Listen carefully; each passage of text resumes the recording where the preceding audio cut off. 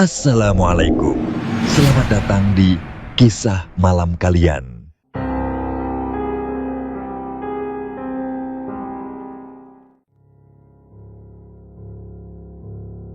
Perkenalkan, nama saya Roni. Kejadian ini terjadi pada tahun 2017, saat saya sedang dalam masa menganggur.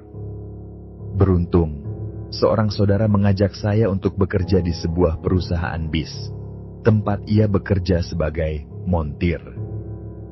Perusahaan itu tidak hanya mengoperasikan bis untuk transportasi, tetapi juga memiliki divisi ekspedisi untuk pengiriman barang. Saya memutuskan untuk menerima tawaran itu tanpa berpikir panjang, meskipun detail tentang nama perusahaan rasanya tidak perlu disebutkan di sini. Hari pertama bekerja, saya diajak ke kantor oleh saudara saya untuk menjalani proses wawancara. Setelah wawancara selesai, saya langsung dibawa ke lapangan untuk mendapatkan pengarahan mengenai tugas-tugas saya.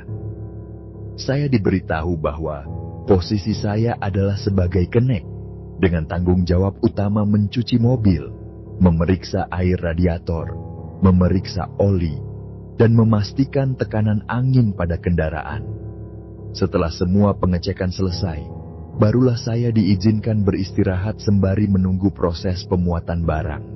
Pada hari pertama, saya langsung diperkenalkan dengan proses loading barang, yang biasanya dimulai sekitar pukul 4 sore dan selesai sekitar pukul 9 malam. Sebagai karyawan baru, saya tidak diberikan rute yang terlalu jauh. Pada hari pertama, jarak tempuh hanya sampai batas Cirebon. Hari itu saya lalui dengan lancar, dan meskipun pekerjaan terasa melelahkan, saya menikmati pengalaman tersebut. Ada rasa senang karena pekerjaan ini memungkinkan saya untuk berada di jalanan, bertemu dengan berbagai tempat baru, dan memperoleh pengalaman yang berharga. Hari kedua berlangsung serupa dengan hari pertama. Kali ini, saya ditugaskan mengantar barang ke daerah Tegal. Semua berjalan normal dan tidak ada hal yang istimewa terjadi.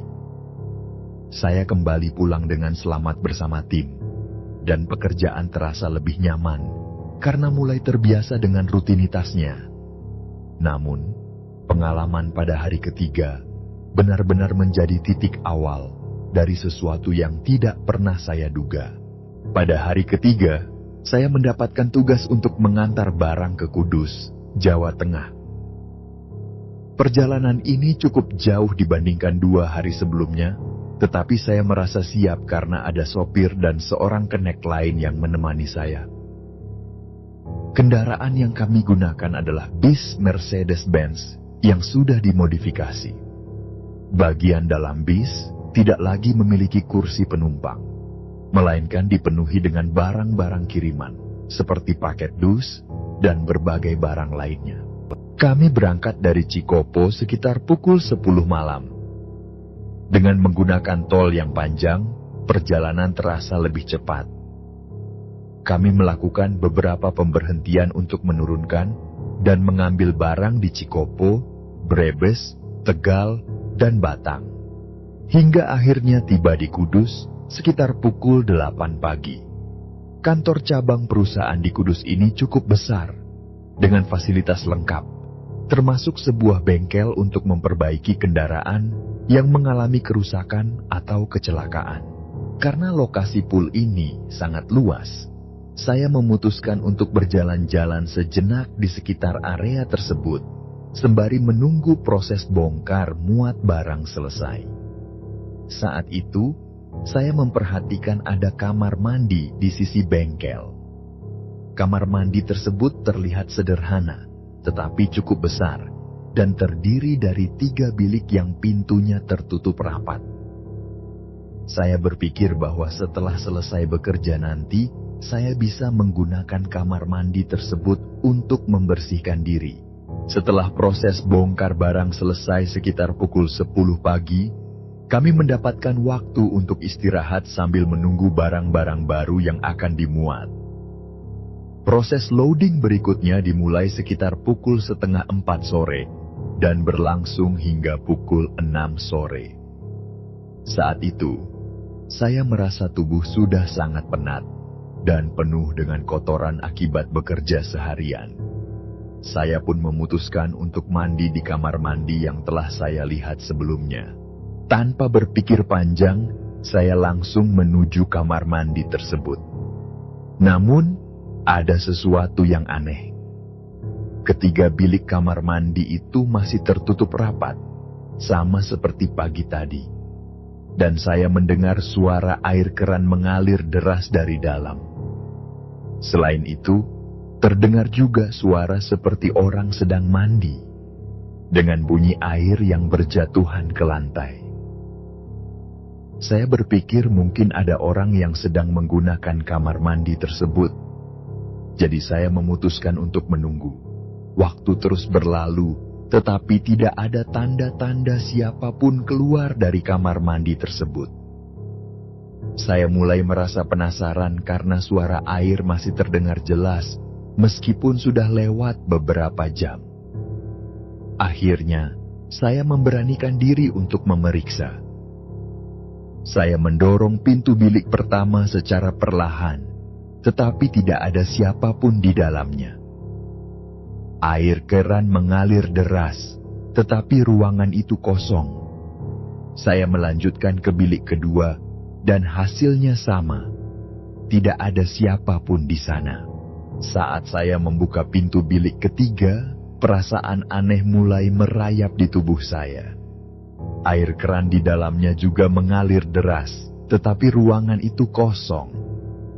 Saya terdiam sejenak, mencoba mencerna apa yang sedang terjadi. Suara orang mandi yang saya dengar sebelumnya terasa begitu nyata, tetapi sekarang ruangan itu benar-benar kosong. Bulu kuduk saya berdiri, dan rasa takut mulai muncul. Saya mencoba menenangkan diri dan berpikir bahwa mungkin saja saya salah mendengar. Saya pun tetap mandi di salah satu bilik kamar mandi tersebut. Namun, baru sekitar 12 gayung, tiba-tiba terdengar suara rintihan pelan, seperti seseorang yang meminta tolong. Suara itu terdengar jelas, dan yang membuat saya semakin merinding adalah bahwa suara itu terdengar seperti suara seorang perempuan. Saya langsung menghentikan mandi dan memutuskan untuk tidak melanjutkan. Perasaan aneh menyelimuti pikiran saya. Tidak ada lagi suara air yang memercik atau aktivitas lain. Tapi tiba-tiba terdengar suara yang membuat bulu kuduk berdiri. Suara itu seperti seseorang yang sedang kesakitan. Terdengar begitu pilu hingga hati saya terasa berat mendengarnya. Siapa ini? Pikir saya. Siapa yang meminta tolong dengan nada yang begitu menyayat hati? Perasaan penasaran mulai merayapi pikiran saya, tetapi diiringi ketakutan yang tak bisa saya abaikan. Meski begitu, saya bergegas menyelesaikan mandi saya dengan terburu-buru. Ketika akhirnya saya keluar, suara itu masih terdengar. Tidak berkurang intensitasnya sedikit pun. Saya mendengar dengan lebih seksama, dan suara itu berasal dari sekitar bis yang sedang diperbaiki di garasi. Tanpa berpikir panjang, meskipun bulu kuduk saya berdiri, saya merasa harus memeriksa asal suara tersebut. Rasa takut tidak menghentikan langkah saya, karena rasa iba terhadap suara yang terdengar begitu memohon itu lebih besar daripada kekhawatiran saya. Namun, sebelum saya mencapai pintu depan bis tersebut, seorang teman menarik tangan saya dengan tergesa-gesa. Dia bertanya mengapa saya mendekati bis itu dan memperingatkan bahwa bis tersebut sedang kosong. Tidak ada siapa-siapa di dalamnya. Saya, yang masih yakin telah mendengar suara, menjelaskan bahwa ada seseorang yang meminta tolong dari arah bis tersebut. Namun, dia bersikeras bahwa bis itu benar-benar kosong. Dengan nada serius, dia mengajak saya pergi ke depan untuk menjelaskan sesuatu. Dalam perjalanan ke depan, teman saya mulai bercerita tentang bis tersebut. Dia mengatakan bahwa bis itu baru saja mengalami kecelakaan 3 minggu lalu. Dalam kecelakaan itu, 4 orang meninggal dunia, termasuk seorang ibu bersama anaknya, kenek bis, dan 1 penumpang lainnya.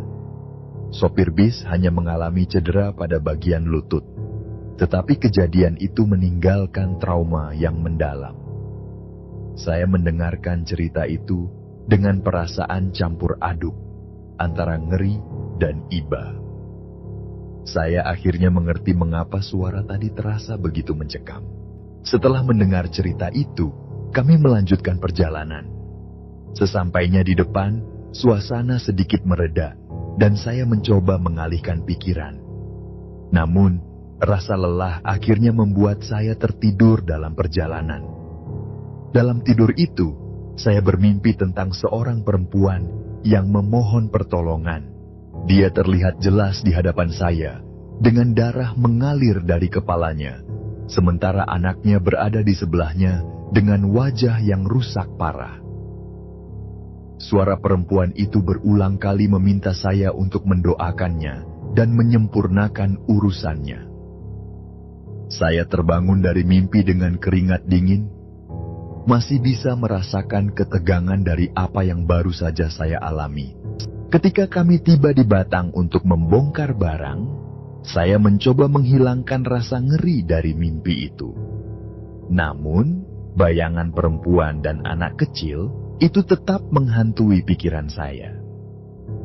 Sopir yang bersama saya bercerita bahwa para korban kecelakaan bis itu tidak memiliki keluarga yang datang mengurus mereka, sehingga pihak perusahaan hanya melakukan penguburan tanpa upacara tahlilan. Mungkin, kata dia, arwah mereka masih merasa tidak tenang karena hal itu. Hari-hari berlalu dengan rutinitas pekerjaan seperti biasa. Setelah kembali ke Bekasi, saya melakukan tugas-tugas seperti membersihkan bis, mengisi air radiator, dan memeriksa tekanan angin. Pergantian sopir pun terjadi sesuai jadwal, sehingga sopir baru datang untuk melanjutkan perjalanan ke rute berikutnya. Kali ini, perjalanan kami menuju Bali, melewati jalur tengah yang melintasi Blora. Sebelum berangkat, salah seorang sopir memberi peringatan untuk tidak banyak tidur ketika melewati hutan jati di Blora. Malam itu, setelah proses loading selesai, kami makan bersama sebelum akhirnya berangkat sekitar pukul 10 malam. Rute yang kami tempuh adalah jalur ekspres, yang harus dijalankan dengan cepat untuk memenuhi tenggat waktu. Perjalanan menuju Blora terasa sunyi, dengan hutan jati yang menjulang di kiri dan kanan jalan. Ketika kami sampai di Blora sekitar pukul 1:30 malam, suasana terasa semakin mencekam. Kegelapan malam, diiringi desiran angin dari pepohonan, membuat perjalanan ini terasa jauh lebih panjang dari biasanya. Saat itu, saya mulai memahami mengapa para sopir selalu mengingatkan untuk tidak banyak tidur ketika melewati kawasan Blora, terutama di malam hari. Rupanya, ada kisah yang menyelimuti daerah tersebut. Di kawasan itu, kecelakaan sering terjadi, dan salah satu cerita yang paling diingat adalah tentang sebuah mobil yang menabrak pohon jati. Kecelakaan itu terjadi di malam yang sunyi, diperkirakan sekitar pukul 9 atau 10 malam, ketika jalanan sudah sepi. Mobil tersebut remuk. Bahkan, kendaraan yang hancur itu masih tertinggal di lokasi kejadian. Kawasan Blora memang menyimpan misteri tersendiri. Hanya berjarak sekitar 500 meter dari lokasi kecelakaan tersebut, ada sebuah makam tua di pinggir jalan. Ketika kami melewati makam itu, suasana berubah menjadi lebih mencekam. Di bawah salah satu pohon jati yang besar, samar-samar terlihat sosok seorang wanita dengan pakaian serba putih dan rambut panjang menjuntai. Dia berdiri membelakangi arah kami, tidak bergerak sedikit pun. Hati saya bergidik, dan saya hanya bisa berdoa di dalam hati, berharap perjalanan kami tetap lancar. Setelah sekitar 1 jam perjalanan melewati hutan Jatiblora, kami tiba di agen paket untuk menurunkan barang. Seperti biasa, proses bongkar muat dilakukan bersama dengan petugas gudang. Namun, kali ini ada yang berbeda. Ketika pintu tengah bis dibuka, aroma tidak sedap langsung menyeruak ke udara. Bau bangkai yang menyengat memenuhi seluruh ruangan. Saya bertanya-tanya, dari mana bau ini berasal? Karena sebelumnya, saat bis diperiksa di pool, bau ini sama sekali tidak ada. Rasa penasaran membawa saya dan seorang rekan naik ke dalam bis untuk memeriksa. Kami mengikuti sumber bau yang mengarah ke pojok belakang bis. Namun, ketika sampai di sana, pemandangan yang kami lihat membuat darah kami berdesir kencang. Di pojok itu, terlihat jelas sosok seorang wanita dengan wajah hancur. Dia tertawa cekikikan sambil menatap kami dengan mata yang kosong. Bau bangkai yang menyengat berasal dari tubuhnya yang seolah membusuk. Saya refleks mengucapkan kalimat doa, tapi rasa takut membuat kaki saya terasa lemas. Tanpa banyak berpikir, kami berdua berlari keluar dari bis. Namun, dalam kepanikan itu, teman saya terjatuh dan terguling di atas batu-batu tajam yang berserakan di sekitar area parkir. Dia terluka dengan beberapa lecet dan darah mengalir dari kakinya. Saya, yang juga panik, hampir kehilangan keseimbangan, tetapi berhasil melompat keluar dengan selamat. Ketika kami sampai di luar, napas kami terengah-engah, dan tubuh kami gemetar ketakutan. Sopir bis yang melihat kami bertanya apa yang terjadi. Dengan suara terbata-bata, kami menjelaskan bahwa kami baru saja melihat sosok kuntilanak dengan wajah yang hancur di dalam bis. Bau bangkai yang menyengat dan penampilannya yang mengerikan membuat kami ketakutan luar biasa. Sopir itu, meskipun awalnya tidak percaya, mencoba menenangkan kami dengan mengatakan bahwa bau tersebut mungkin sudah hilang karena sosok itu tidak lagi ada. Namun, dalam hati, saya yakin bahwa kejadian ini adalah salah satu fenomena aneh yang sering terjadi di Blora. Sopir itu kemudian bercerita bahwa ada banyak pengalaman serupa di jalur tersebut. Kadang, hantu wanita itu muncul di samping sopir, membuat mereka kaget hingga akhirnya kehilangan kendali dan menabrak pohon. Tak hanya itu, beberapa kendaraan, terutama jenis mobil elf yang melintasi kawasan itu, sering mengalami kecelakaan dengan pola yang sama. Menabrak pohon di tengah perjalanan. Pengalaman itu terus terngiang di pikiran saya. Setiap kali saya melewati kawasan Blora, saya merasa was-was. Sopir-sopir lain juga berbagi cerita tentang kejadian-kejadian aneh yang mereka alami di sana. Dari suara-suara yang memanggil di tengah malam, hingga penampakan sosok-sosok menyeramkan, kawasan Blora telah menjadi salah satu jalur yang paling dihindari jika memungkinkan. Namun, bagi kami yang bekerja di bidang ini, melewati Blora adalah hal yang tidak bisa dihindari. Setelah rehat sejenak, kami merasa cukup tenang untuk melanjutkan perjalanan. Dengan kesepakatan bersama, kami memutuskan untuk menyelesaikan proses bongkar muat barang terlebih dahulu, sebelum kembali ke kendaraan dan bersiap menuju tujuan berikutnya, Purwodadi. Dari sana, perjalanan panjang kami ke Bali pun dimulai. Perjalanan dari Purwodadi menuju Semarang terasa lancar saat kami melintas tol. Dari Semarang, kami melanjutkan ke Surabaya, di mana kami harus berhenti untuk melakukan loading barang dan menunggu selama 1 hari. Setelah semuanya tertata rapi dan barang-barang siap diangkut, perjalanan kami dilanjutkan menuju Jember, tempat kami harus kembali memproses bongkar muat. Suasana di Jember sudah terasa berbeda, lebih mencekam. Namun, saya tidak menyangka bahwa disinilah pengalaman yang paling horor akan terjadi. Di Jember, sopir kembali berganti sesuai jadwal rolling. Sopir pertama turun untuk beristirahat, dan saya duduk di kursi depan, menemani sopir baru yang sedang mengemudi. Perjalanan ini membawa kami melewati hutan Gumitir, sebuah kawasan yang terkenal akan keangkerannya. Ketika kami sampai di sana, waktu menunjukkan pukul 2:30 pagi. Udara dingin menusuk tulang, dan kegelapan malam hanya diterangi oleh lampu kendaraan kami. Pepohonan besar di sekitar jalan menambah kesan seram yang sudah melekat pada kawasan itu. Saat melintasi jalan menanjak di tengah hutan, kendaraan kami mendadak terasa berat. Mobil seolah-olah enggan bergerak, meski sopir sudah menginjak pedal gas sedalam mungkin. Sopir, dengan nada cemas, meminta saya untuk mengecek apa yang terjadi di belakang kendaraan.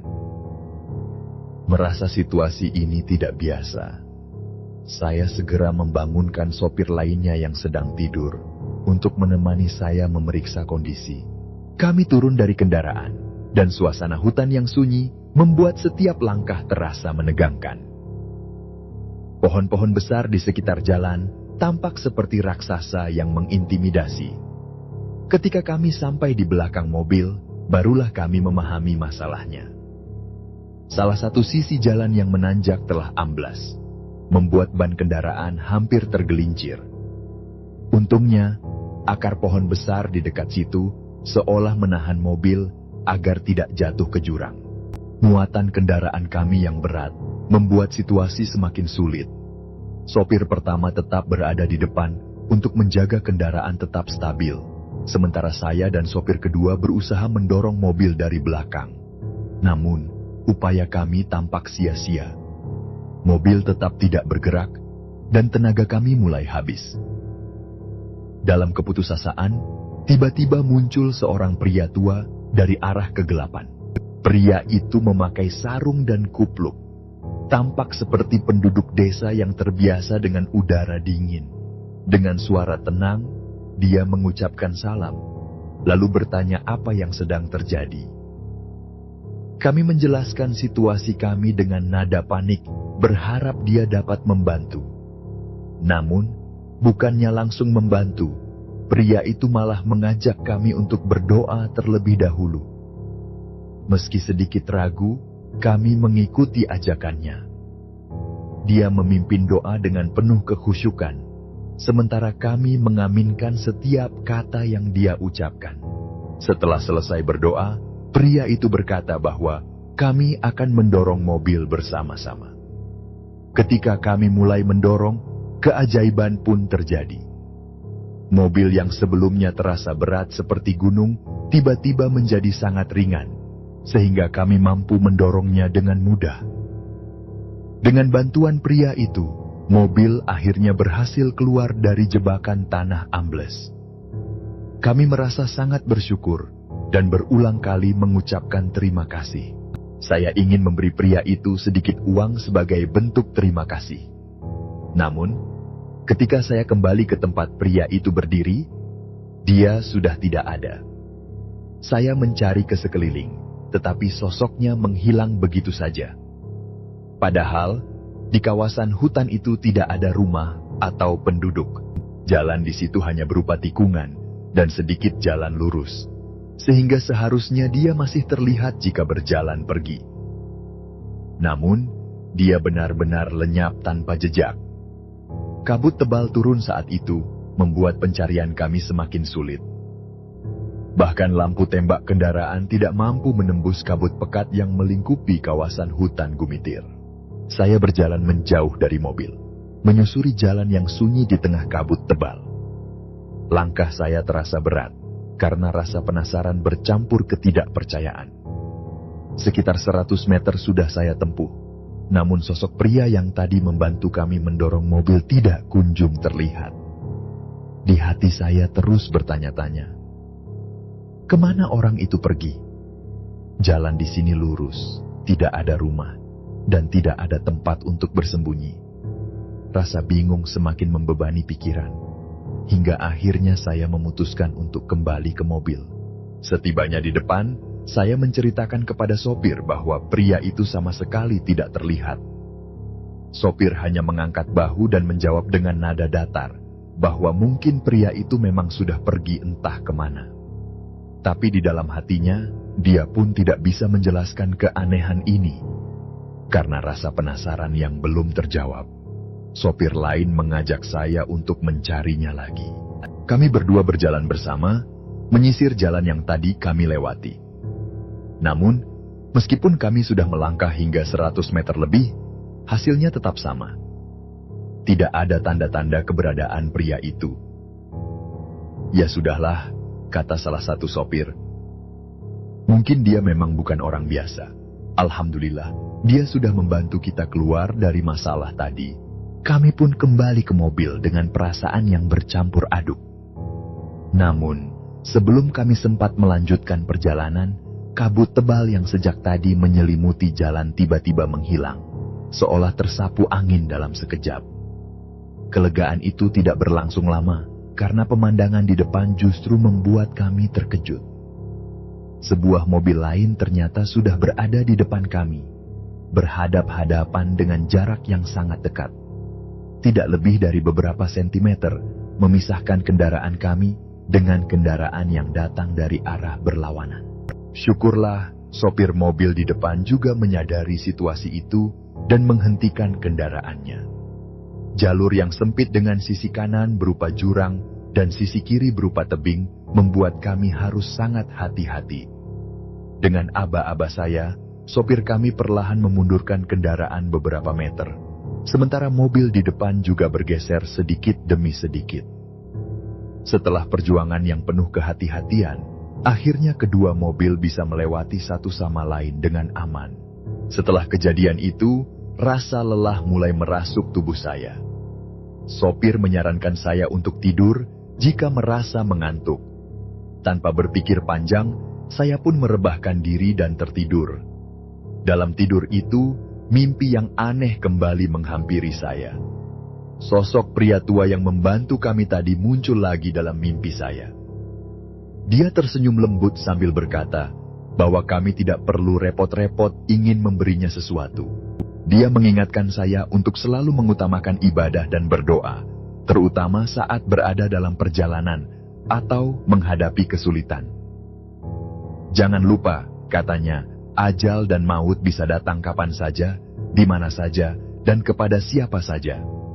Berdoalah agar selamat sampai tujuan, baik saat pergi maupun kembali. Saya membalas dengan ucapan terima kasih, lalu mencium tangannya. Ketika saya terbangun, tubuh saya terasa lemas, seperti energi saya terkuras habis.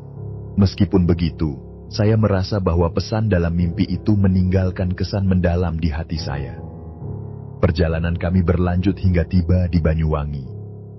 Saat itu perut saya sudah keroncongan, dan kami memutuskan untuk berhenti sejenak di sebuah tempat makan. Waktu menunjukkan bahwa subuh hampir tiba. Sambil menikmati hidangan, kami bertiga kembali membahas sosok pria tua yang membantu kami tadi malam. Perasaan kami masih dipenuhi pertanyaan yang tak terjawab. Dari mana dia datang? Bagaimana dia bisa muncul di tempat yang begitu terpencil? Dan yang paling membingungkan, kemana dia menghilang? Sopir lain berkata bahwa kehadiran pria itu mungkin memang merupakan bentuk pertolongan dari Tuhan. Saya pun mengiyakan sambil teringat kembali bagaimana pria itu meminta kami untuk berdoa sebelum membantu mendorong mobil. Awalnya, saya sempat bingung mengapa dia lebih memilih berdoa daripada langsung membantu. Namun, kini saya sadar bahwa doa itu mungkin menjadi alasan mengapa semuanya berjalan lancar. Setelah selesai makan, perjalanan kami dilanjutkan menuju Bali. Dari pelabuhan Ketapang, kami menaiki kapal untuk menyeberangi Selat Bali. Perjalanan di atas laut terasa menegangkan karena ombak yang besar membuat kapal terombang-ambing. Saya terus mengingat pesan pria tua itu, dan dalam hati saya berdoa agar perjalanan kami selamat hingga tujuan. Setibanya di pelabuhan Gilimanuk, kami melanjutkan perjalanan menuju agen di Tabanan. Sepanjang jalan, suasana Bali yang rapi dan tertata membuat perjalanan terasa sedikit lebih tenang. Sepanjang jalur itu, di sisi jalan, tampak banyak sekali monyet liar yang berkeliaran bebas. Saya yang baru pertama kali ke Bali, merasa senang sekaligus takjub melihat pemandangan itu. Dalam hati, saya berkata, "Oh, jadi seperti ini Bali ya?" Monyet-monyet itu tampak begitu akrab dengan kendaraan yang melintas. Bahkan ada beberapa yang nekat melompat ke atas mobil kami. Salah satu sopir segera menghentikan kendaraan karena mendengar suara yang mencurigakan dari atap mobil. Setelah memastikan bahwa monyet-monyet itu tidak menimbulkan kerusakan, kami melanjutkan perjalanan sambil tertawa kecil. Rupanya, para monyet di jalur itu memiliki kebiasaan unik. Mereka sering meminta makanan, terutama kacang, kepada pengendara yang lewat. Beberapa sopir bahkan membawa kacang khusus untuk diberikan kepada monyet-monyet itu. Untungnya, saya memang membawa bungkusan kacang di mobil, jadi saya senang bisa berbagi. Hiburan ini membuat perjalanan lebih menyenangkan, meski jalur itu cukup melelahkan. Setelah puas melihat tingkah lucu monyet-monyet tersebut, kami melanjutkan perjalanan hingga akhirnya tiba di Denpasar sekitar pukul 11 siang. Hari itu adalah hari Sabtu, dan kami harus bermalam di Bali, karena kantor tutup pada malam Minggu. Kebetulan, saat itu bertepatan dengan Hari Raya Nyepi. Saya merasa pengalaman ini begitu istimewa. Selama perayaan Nyepi, semua aktivitas dihentikan, dan suasana menjadi sangat sunyi. Tidak ada penerangan, televisi, atau aktivitas lain. Kami benar-benar harus menghormati tradisi ini dengan tidak keluar rumah. Suasana yang benar-benar hening itu memberikan kesempatan untuk beristirahat. Baru setelah hari berganti, kami melanjutkan proses bongkar muat pada Minggu sore. Setelah semua barang selesai diturunkan dan kami selesai makan, perjalanan pulang menuju Bekasi pun dimulai. Kali ini, kami memilih jalur Pantura yang lebih ramai dan nyaman dibanding jalur tengah. Perjalanan melalui pantai utara Jawa membawa kami melewati Pasuruan, Rembang, Lasem, hingga akhirnya tiba di Tol Cikopo dan kembali ke warehouse di Bekasi. Alhamdulillah, perjalanan kali ini berjalan lancar tanpa kejadian aneh seperti sebelumnya.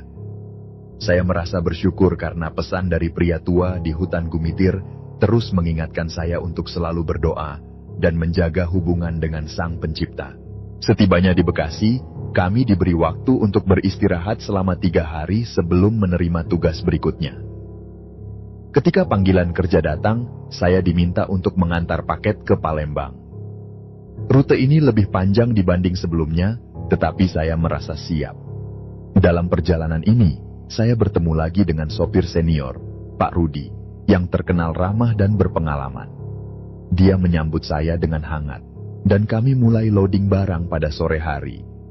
Tim kami bertiga, dibantu oleh anak-anak gudang, bekerja dengan kompak untuk memastikan semuanya siap. Setelah barang selesai dimuat, perjalanan menuju Tangerang dimulai. Jalur kali ini terasa lebih santai karena jumlah agen yang harus kami kunjungi tidak terlalu banyak. Saya memanfaatkan waktu di jalan untuk tidur dan mengembalikan energi. Dari Tangerang, kami melanjutkan perjalanan ke Pelabuhan Merak. Sebagai layanan ekspres, kami memiliki prioritas di pelabuhan, sehingga proses penyeberangan berlangsung cepat, meskipun antrean kapal cukup padat. Di kapal, suasana terasa nyaman karena semua sudah diatur dengan rapi. Setiap pelabuhan memiliki petugas yang siap membantu kami, sehingga perjalanan kami menjadi lebih efisien. Meski perjalanan ke Palembang ini lebih panjang dan menantang, saya merasa semangat karena pengalaman-pengalaman sebelumnya. Setelah kapal merapat di Pelabuhan Bakahuni, Lampung Selatan, kami turun dengan perasaan sedikit lelah, tetapi tetap fokus pada tugas berikutnya. Perjalanan menyeberangi Selat Sunda tadi memakan waktu sekitar 2,5 jam. Dan kini kami tiba di Lampung, pada pukul 2:30 dini hari. Suasana malam itu terasa tenang. Kendaraan yang melintas pun tidak terlalu banyak. Kondisi ini memang sangat cocok untuk layanan ekspres seperti kami, di mana efisiensi waktu adalah prioritas. Setelah sampai di agen di Lampung Selatan, seperti biasa kami melakukan bongkar muat barang. Karena perjalanan masih panjang, kami mencoba menyelesaikan semua proses secepat mungkin.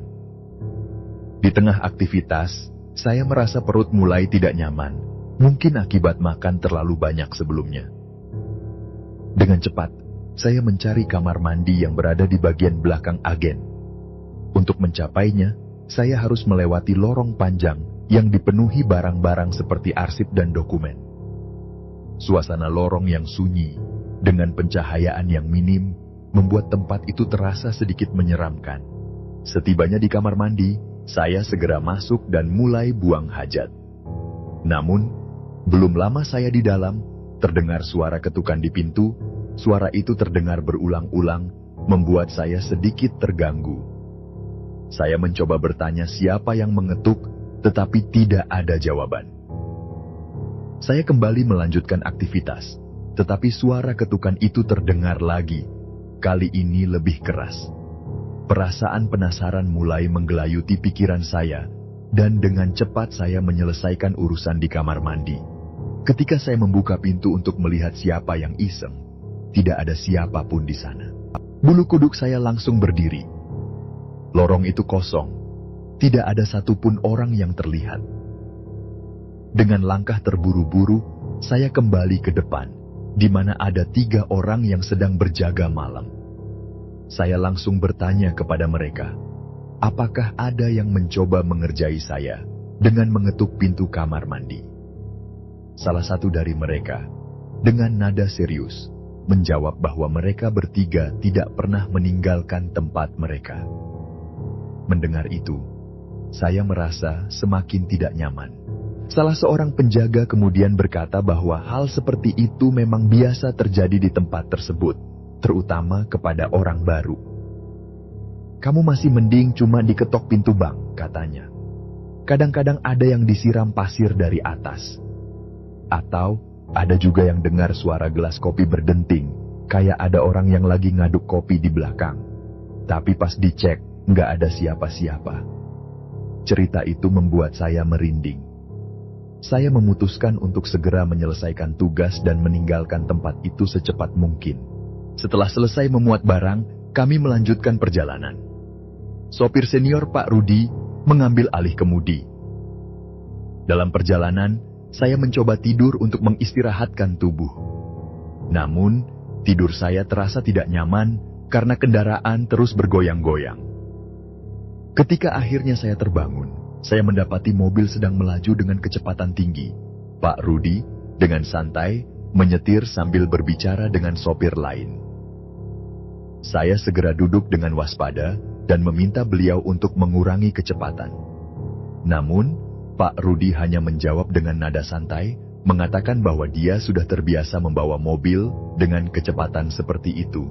Rasa was-was saya terbukti ketika kami melintasi daerah Tulang Bawang.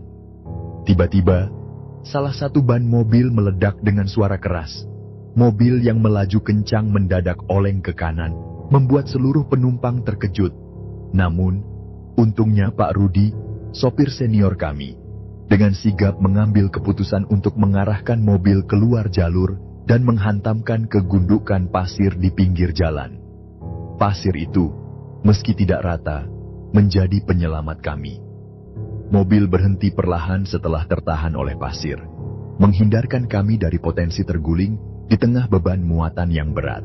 Alhamdulillah, saya ucapkan berkali-kali, napas terasa lega setelah kejadian mendebarkan itu. Saya memarahi Pak Rudi dengan nada khawatir, mengatakan bahwa firasat saya sejak awal sudah tidak enak. Namun, Pak Rudi hanya tersenyum tipis, mengakui bahwa ia terbiasa membawa mobil dengan gaya seperti itu karena tidak ingin disalip oleh kendaraan lain. Walaupun mobil kita tua, katanya, tapi handal. Jadi, nggak boleh kalah sama PO lain. Keputusan Pak Rudi untuk menghantamkan mobil ke pasir memang tepat, tapi kejadian itu tetap menyisakan ketegangan bagi kami semua. Setelah mobil benar-benar berhenti, kami turun untuk memeriksa kerusakan. Ternyata, ban depan benar-benar rusak parah. Dengan berat hati, kami mengganti ban dengan ban cadangan. Prosesnya cukup melelahkan, apalagi kondisi badan yang sudah letih setelah perjalanan panjang. Namun, kami tetap bersyukur bahwa semua selamat tanpa cedera. Setelah selesai mengganti ban, perjalanan dilanjutkan menuju Palembang. Matahari sudah mulai terbit, menunjukkan pukul 6:30 pagi ketika kami meninggalkan Tulang Bawang. Sepanjang jalan, suasana terasa lebih tenang, dan kami akhirnya tiba di Palembang tanpa kendala berarti. Sesampainya di sana, kami mengambil waktu untuk istirahat sejenak dan makan sebelum kembali memulai proses bongkar muat untuk rute balik. Namun perjalanan pulang dari Palembang membawa tantangan baru. Saat melintasi daerah Mesuji, suasana terasa berbeda. Mesuji memang terkenal sebagai daerah yang rawan, terutama di malam hari. Sopir kami sudah mengingatkan bahwa di sana, para penduduk setempat sering memberikan isyarat dengan lampu senter sebagai tanda meminta uang. Biasanya, mereka hanya meminta sedikit, seperti 2.000 atau 5.000 rupiah. Tapi, jika pengemudi tidak mengindahkan isyarat ini, risikonya bisa fatal. Setelah kendaraan melewati mereka, sudah ada sekelompok orang yang menunggu dengan batu atau kayu untuk melempari kendaraan. Pak Rudi yang berpengalaman sudah paham cara menghadapi situasi ini. Saat melihat isyarat senter, ia langsung melemparkan uang 5.000 ke arah mereka. "Nggak ada ruginya," katanya. "Daripada kaca pecah, mending kita kasih." Saya pun setuju. Meski jumlahnya kecil, dampaknya besar, karena kami bisa melanjutkan perjalanan dengan aman. Menurut cerita dari sopir-sopir lain, banyak kendaraan yang mengalami pecah kaca, atau bahkan kehilangan barang jika tidak mengikuti aturan ini.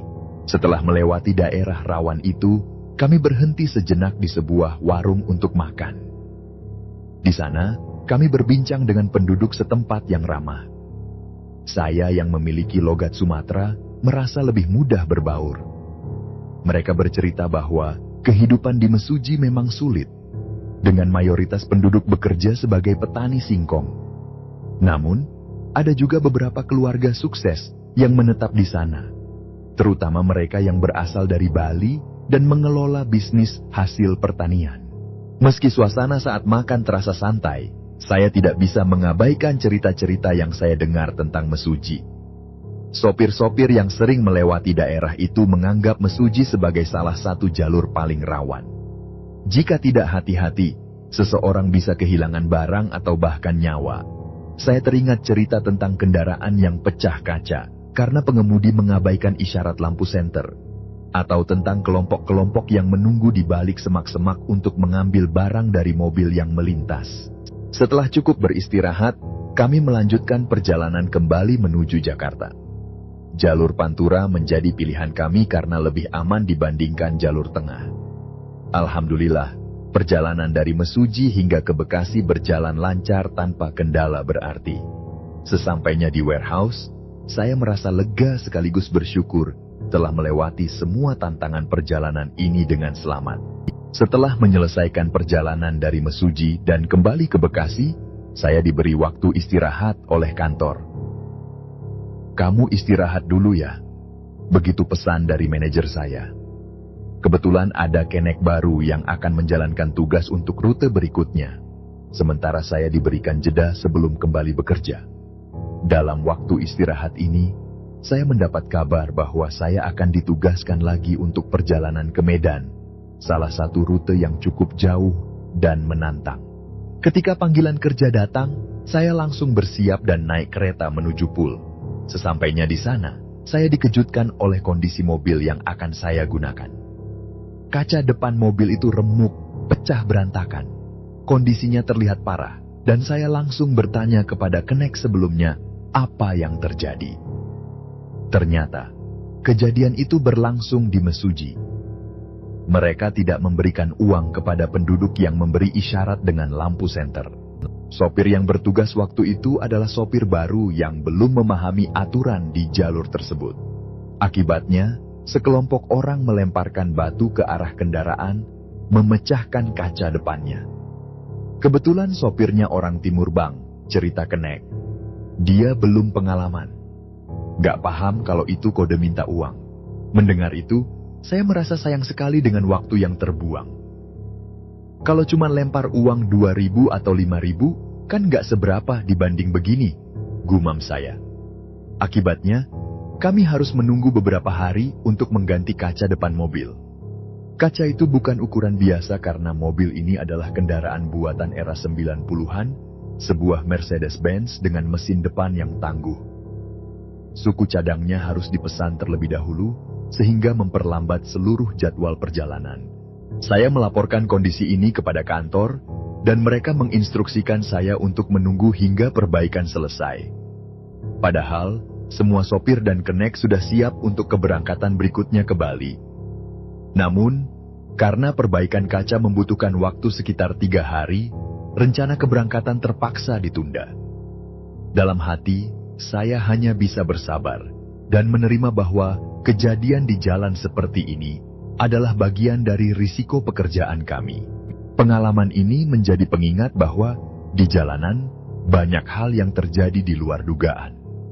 Saya juga sering melihat kecelakaan yang bagi kami sudah seperti makanan sehari-hari.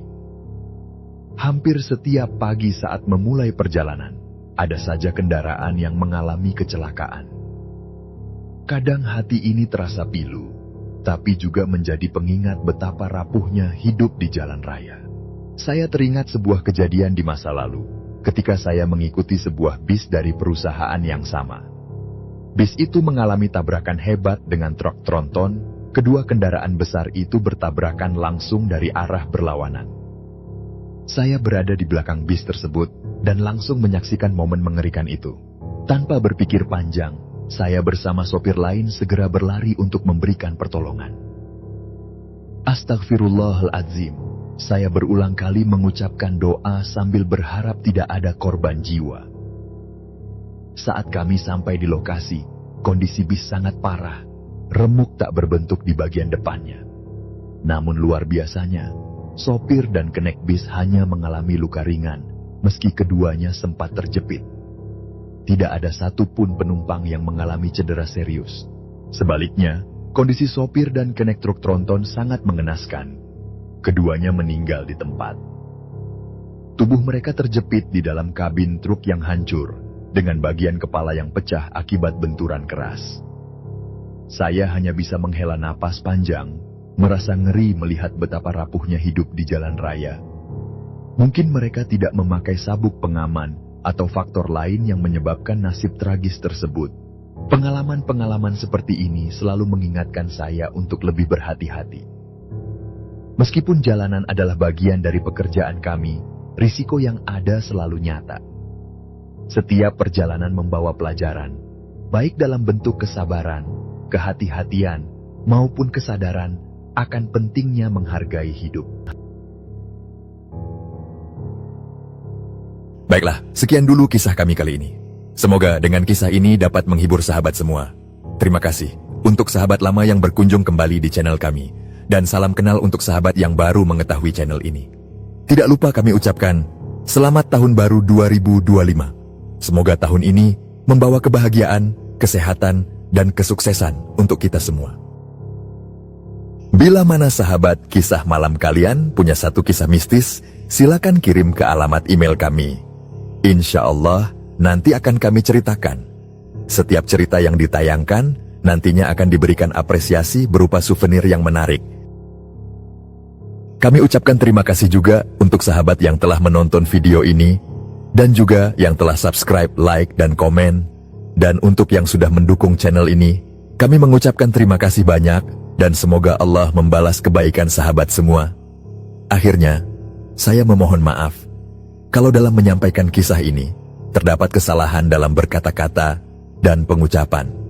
Dan saya Sandi undur diri, sampai jumpa lagi di kisah kami selanjutnya. Semoga sukses dan sehat selalu untuk sahabat kisah malam kalian. Assalamualaikum. Selamat datang di